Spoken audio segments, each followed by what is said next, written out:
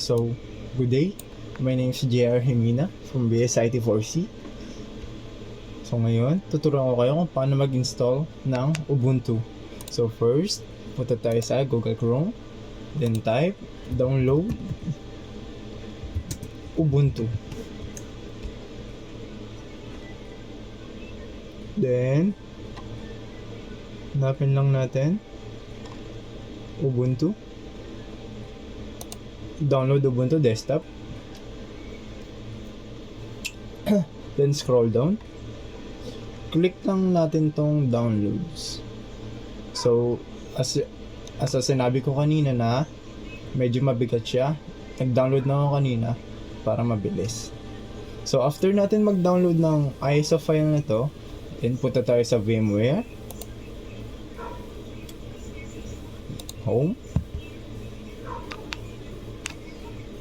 Then, create a new virtual machine.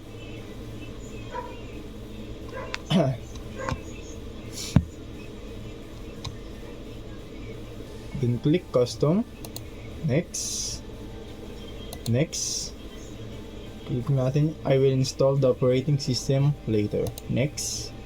Then, click natin Linux. Then, Ubuntu. Tama. Next. Then, next. Next. Maximum recommended memory niya is 2 GB. So, 2048. Okay na yan. Then, click natin next. Next. Next. Next. Then, create a new virtual disk. Next. Then, Ubuntu recommended size for Ubuntu is 20. So, okay na yun. 20. Then, click natin yung store virtual disk as a single file. Next. Next. Then, click natin tong custom hardware. This is 20. Pindutin natin tong new CD DVD SATA. Then, click use ISO image file. Then, browse. Click natin yung download natin na Ubuntu, which is ito. Then, open. Then, close. Then, click finish. So, ito na ang ginawa nating Ubuntu. Then, click muna natin yung edit virtual machine settings kung nandun talaga yung browse na inano natin. Click DVD SATA. Do close. Ito nga. Ubuntu close. Okay. Then, run.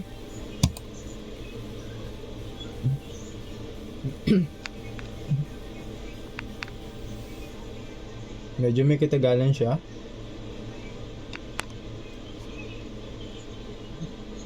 Kasi true Linux.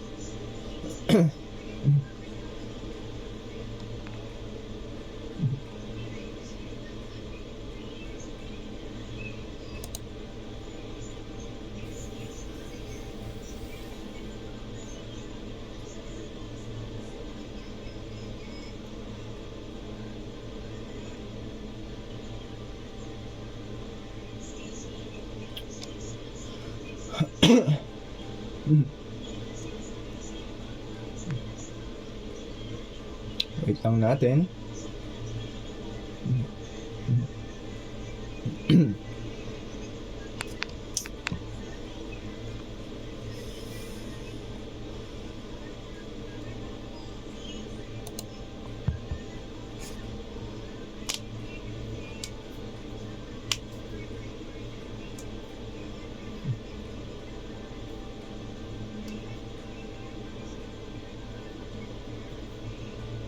So yan, Ubuntu.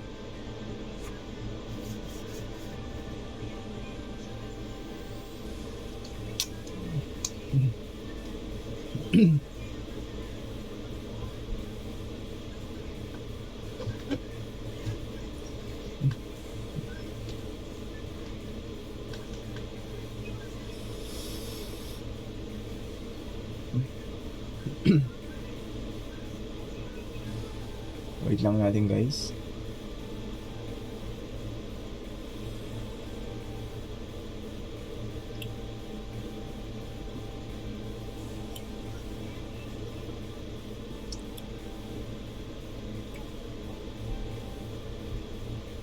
Medyo may katagalan siya katulad ng paglagay natin ng Windows Server 2019.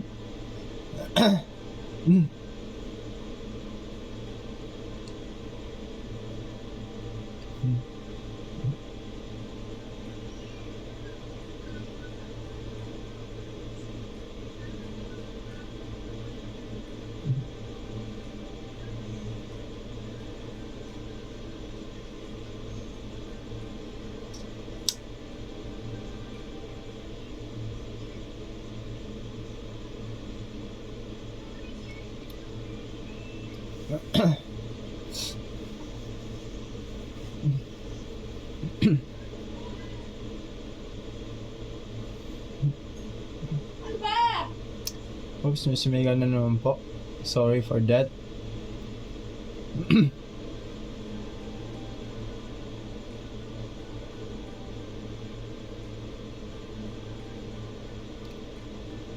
Tagal ah.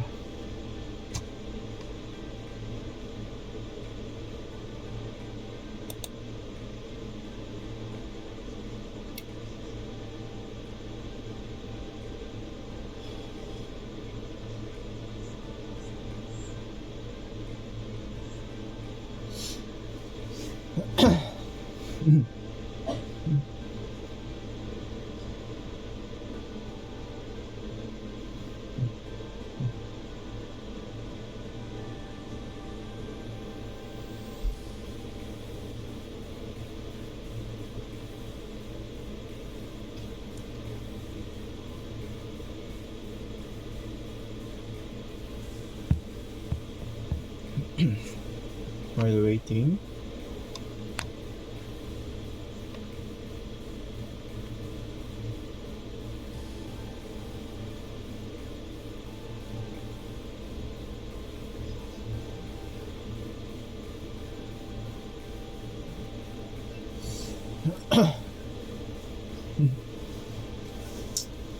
Wait lang po natin.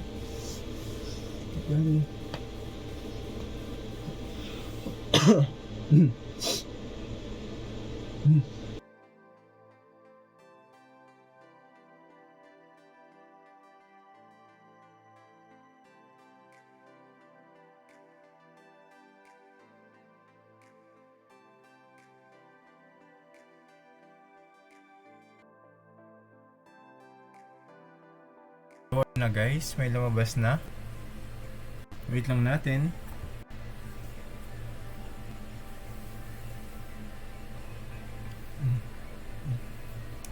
Then, click natin English. Then, install Ubuntu. Wait lang natin.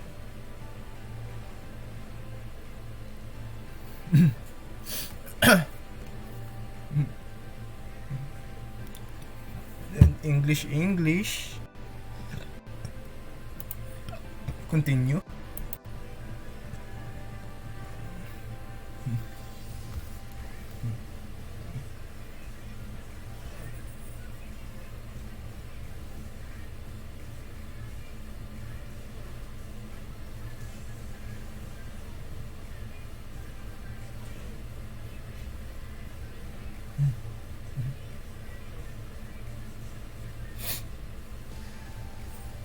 Then, dito mayroong updates and other software.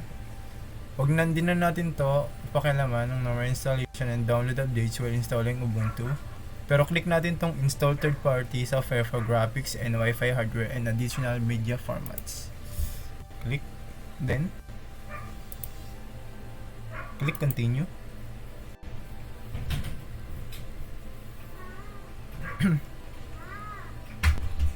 Wait lang natin siya.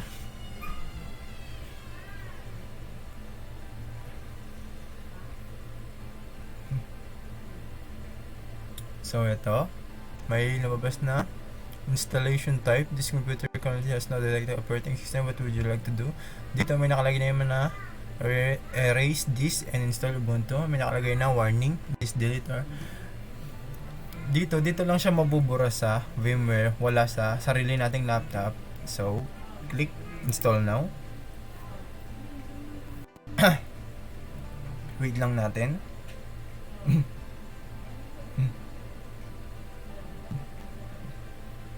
Then click continue.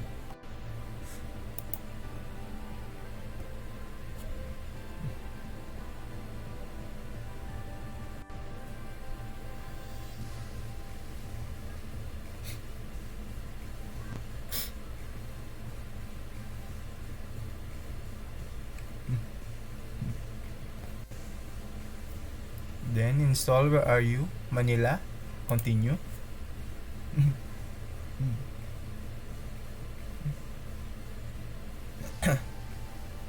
Wait lang natin siya guys mag-install.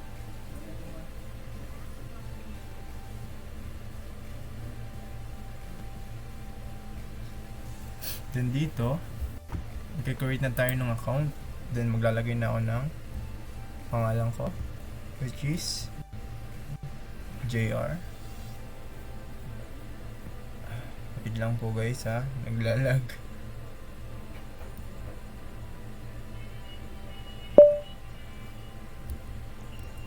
JR. Then choose password. Try ulit natin yung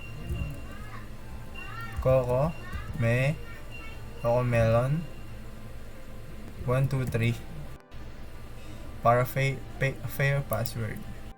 Ito naman sa confirm your password is dapat magkatugma siya. Melon 1, 2, 3. Then click continue. Wait na natin siya mag-install.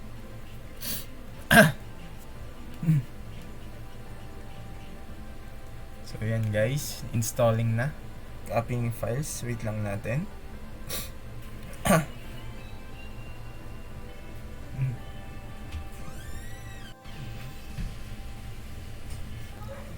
Click natin, restart now.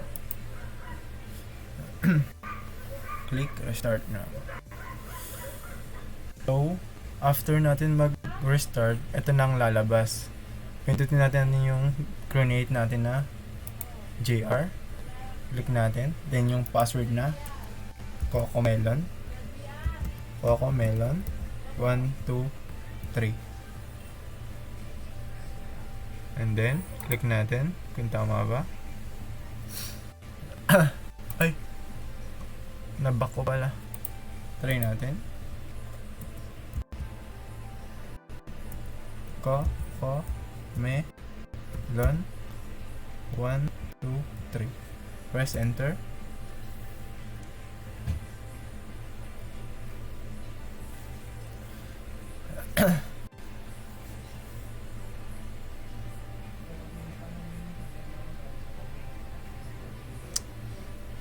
Wait lang natin.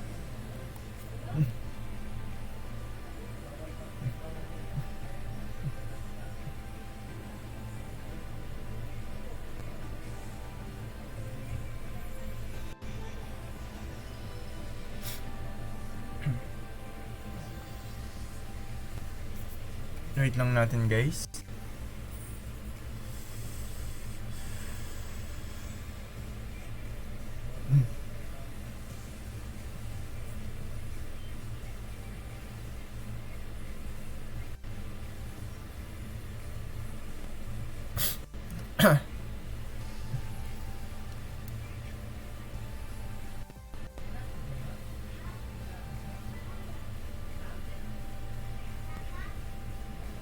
So yun,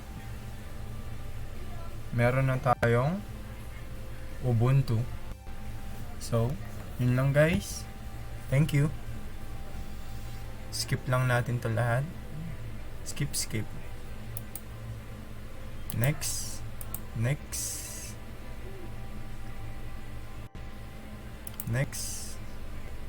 Then you're ready to go. Yun lang guys, thank you.